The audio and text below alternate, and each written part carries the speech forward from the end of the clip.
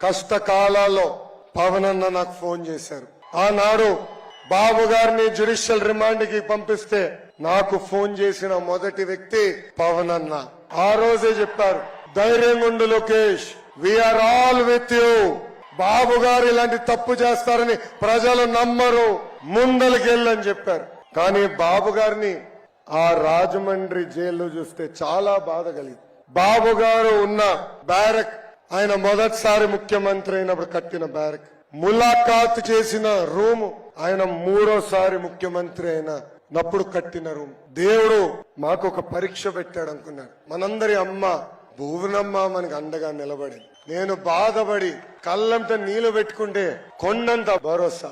వెనకాల నుంచి ఎల్లు, భయపడొద్దు, ముందలికి నాడు, ఇంటికి రావద్దు, పోరాటం పూర్తయిన తర్వాతనే గర్భ తక్కువ అని భువనమ్మ నాకు ముందలికి పంపించింది. ఈ రోజు ఇంటికి వెళ్తే విచిత్రమైన పరిస్థితులు ఉన్నాయి. మొన్న తుఫాన్ వస్తే ఒక రోజు బ్రేక్ వచ్చిందని ఇంటికి వెళ్ళా. దేవాంశ్ కూడా నన్ను చూసి ఇంట్లో ఏం చేస్తున్నావు, నడవాలి కదా నువ్వు అంటున్నాడు.